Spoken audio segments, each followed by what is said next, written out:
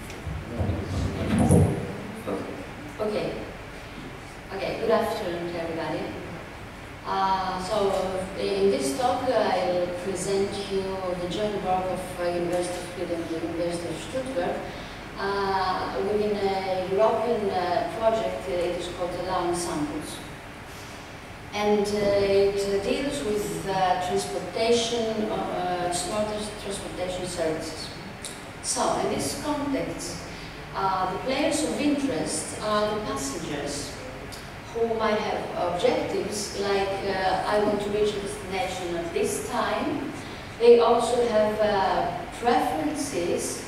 I want a fast trip or a cheap trip, or I don't want to walk for long. And they also have utility for these preferences. And on the other hand, we have the transportation companies that offer smart services and have very interesting characteristics. First of all, we consider dynamic routes, meaning that we don't have predefined routes, but the routes are set on demand, on passengers' demand. Second very nice property we want in these companies to offer is the collective routes, meaning that we give the chance to passengers to share buses in order to decrease costs, for example.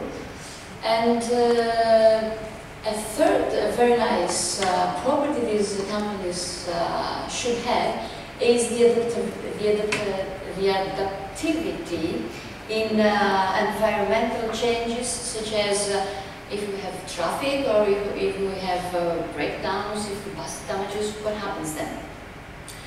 And in order to model such situations, we have developed in this Ensembles project an urban mobility system where integrates or supervises various means of transportation consisting of regular buses, of flexi buses and carpooling.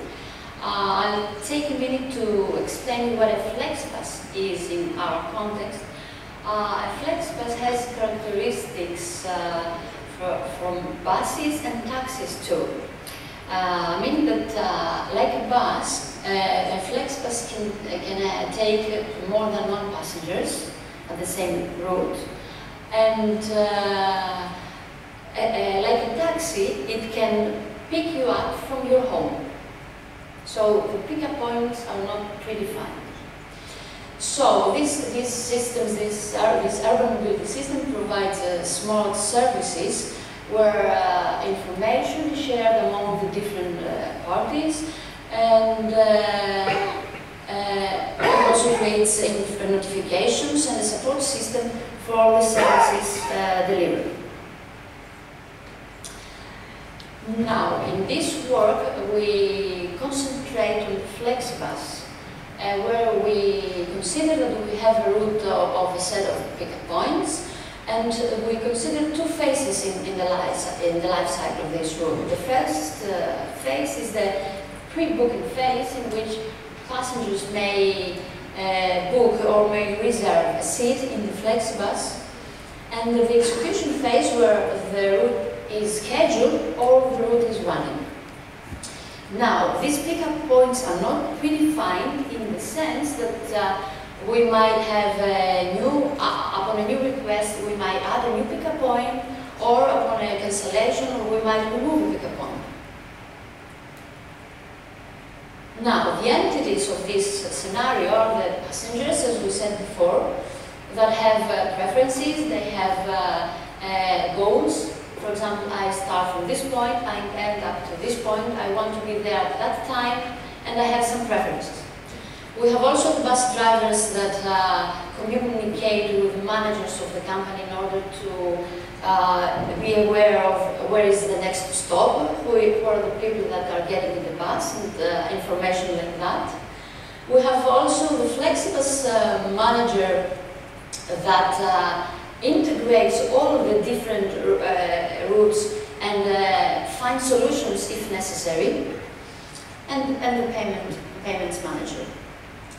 Now, each of these entities has a utility, and this utility tries to measure the satisfaction of the users, of the entities that want to consume a service.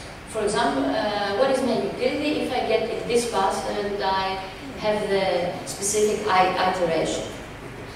And the entities calculate these utilities based on their own preferences, which is publicly known information. It is given as a request to the transportation system, and it is also based on their private information. And based on that, they make choices trying to maximize this utility. I'll just give you an example here in order to make sure that you understand what is the private and the public part of their utility.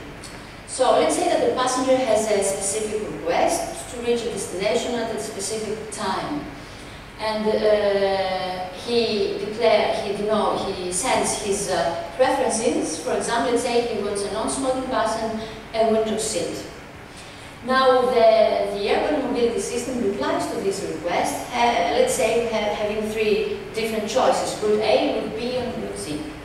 It is, as we can easily see, route A is better in terms of utility than route B, because all his preferences are satisfied and the cost is less. Even if we don't know how he measures his satisfaction. We know that route A is better, he knows that route A is better for him. But this is not the case with the second example, where we have one we're going to compare, for example, route A and route C. Here, we don't know how much money is the passenger willing to give in order to have a window seat. So this is a private information of the passenger that is reflected in his utility function. So in this system, in this transportation system, passengers, and not only passengers but managers too, or the companies too, need to make decisions. For example, passengers may have many alternatives on routes, and they have to choose the optimal one that satisfies more of their preferences. Sorry, the passengers, the route managers might have to make other choices. For example, which routes to create and which passengers to include in the routes. And so we need to develop models that will enable entities to make optimal decisions. Now, in this work, we have considered the following problem. Let's say that we have a specific route between an origin and a destination, and we have a number of passengers that want to share this route.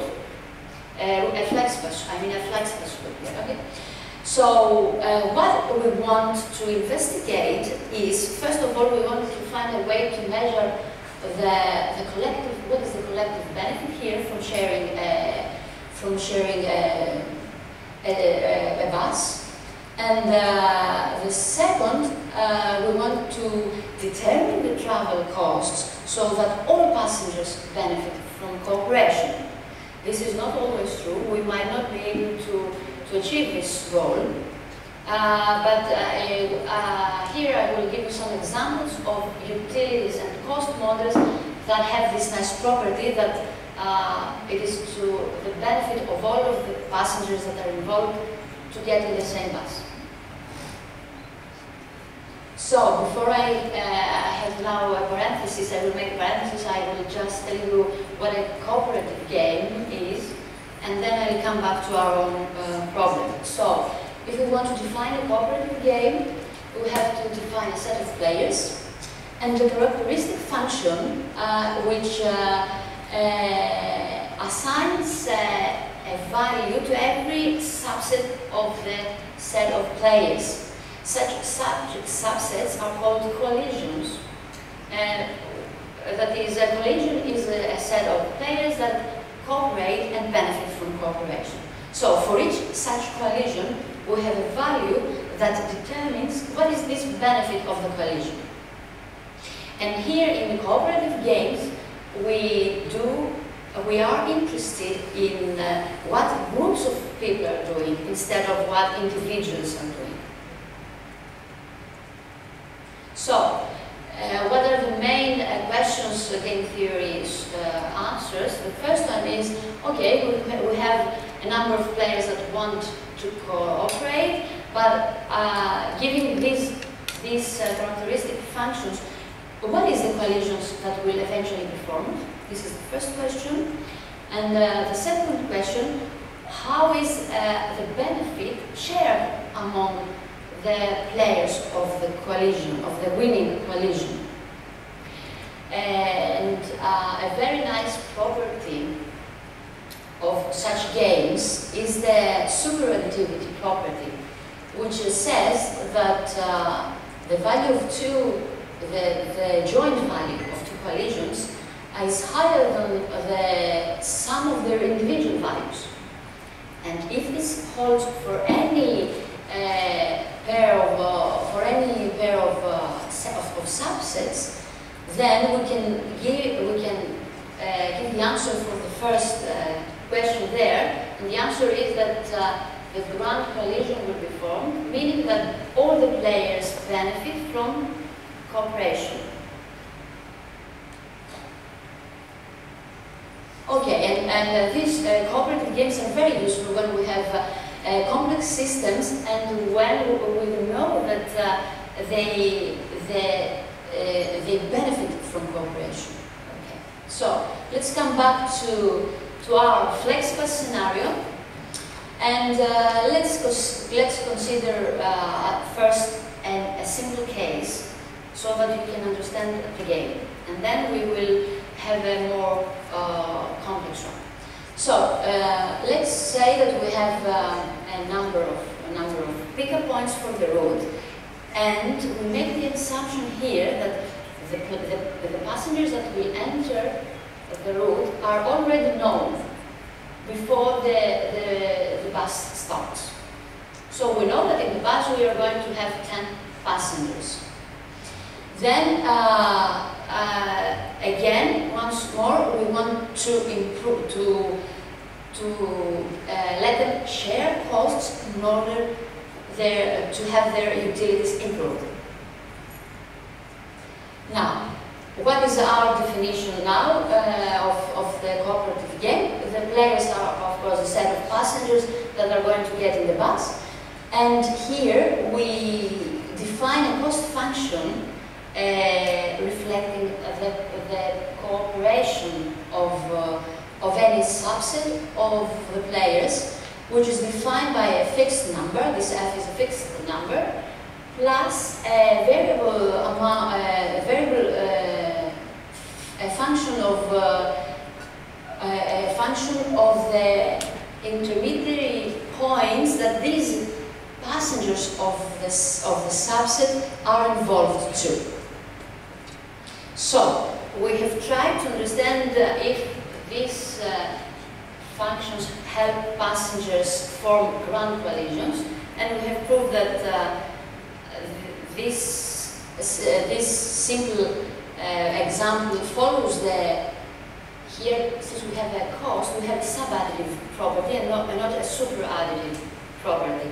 But since this function is subadditive, we know that the ground collision will be formed, meaning that all passengers benefit from getting in this specific route by having this total cost.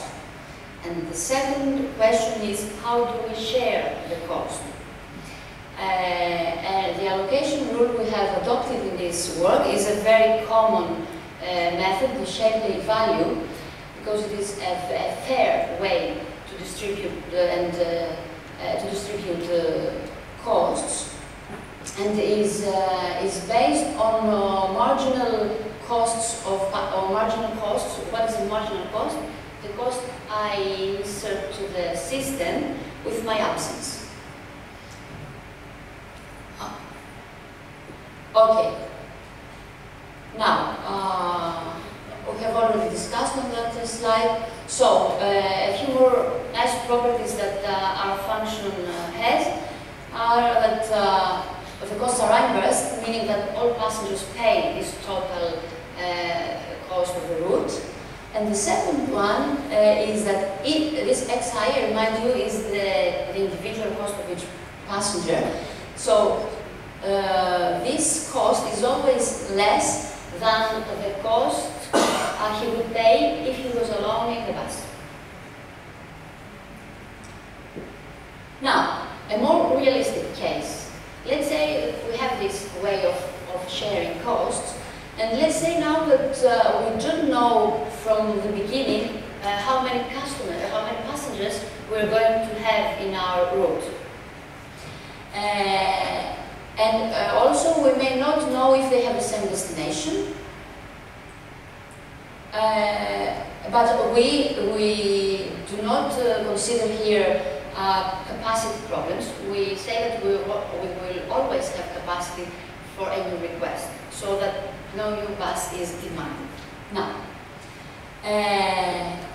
in this dynamic situation, we might have some events that may happen that change the status of the route. Such events are, first, we might have a new passenger request, meaning not a scheduled one, okay? A second event would be a cancellation of a passenger, and the third event would be a bus failure. So the bus is damaged and we have to find a solution for the passengers that are in the bus. So each time this event occurs, we have to adapt our system. So we say that a new cooperative game is played again anytime we have such an event, and the calculation of cost is redetermined by assuming now a new set of passengers. Okay, the time the travel time here, the travel time of each passenger will again be changed, so we have to recalculate it, and the utility of each passenger. Since the utility is a function of time and cost, it will be affected too. So we have to take into account these new values of utility in order to make our new decisions. And here, decisions should be taken, for example, by the route manager of the FlexBus in order to decide on whether to accept the new request or not, or whether to put a penalty to the cancellation or not. So, with this setting, what we can understand is that as more passengers get in the bus, the cost decreases for all of them, the time might increase, and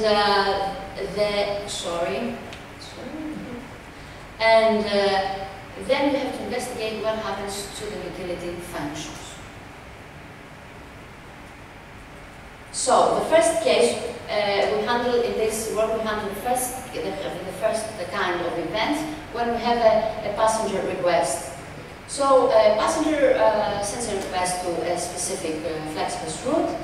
The manager has to examine if this new entrance is going to violate the constraints of the current passengers of this route. And if there is no such a violation in time, then he is said to be available, and he informs the passenger.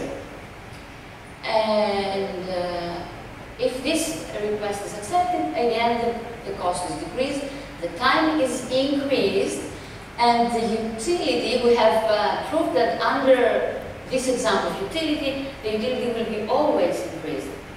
Of course, this is not true for every utility function, which is natural because it's not always true that all passengers will be better off if accepting new passengers in the bus. But what is the question we always need to solve is, what is the final collision? Is it the ground collision? It is another collision? This is what we have to find any time we play the game. Under this example, the ground collision will be formed. Now, as a future work, we want to see what happens when a cancellation is announced, and we might have two different scenarios.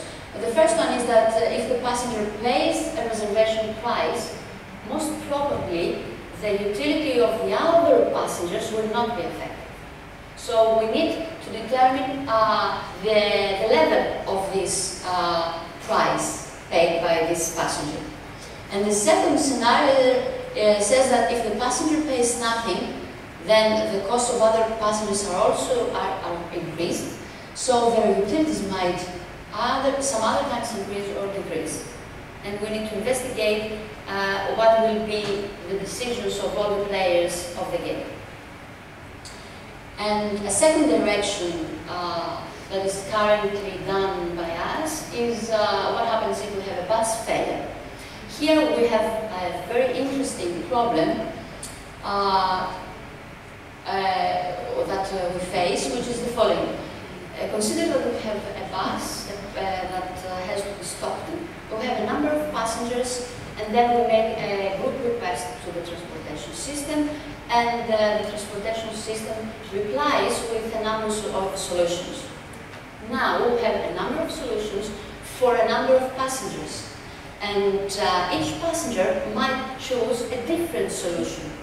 But the restriction here is that we will have only one solution.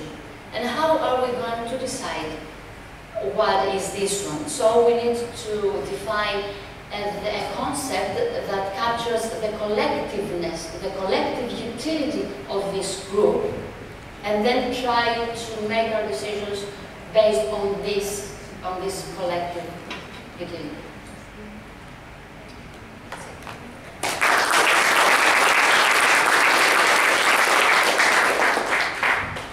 Thank you for the presentation. Thank you. Are there any questions?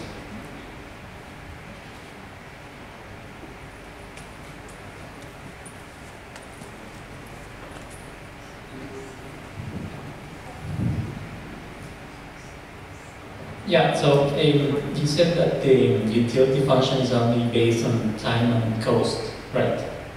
In reality, they are based on much more preferences. For example, on reliability, security, privacy, but now we have stick to just these two variables. Okay, my question was how would you plan to measure that preferences in the utility costs, and how do they influence in the coalition? Or is that work in progress, or? No. What we have already done is that for a set of functions functions, we know that playing this game, we have the outcome is the ground collision, and one function is this one. But we have seen other functions where do not have this nice property of giving benefit to everybody in the bus. Okay, thank you. More questions? Apparently not. Then I'd like to thank Marina again for the presentation. And we're on for the coffee break. There's one more presentation this afternoon. It's starting at 5 o'clock. This is the project presentation of the EU HITS project. So we'll be back at 5 over here. Thank you.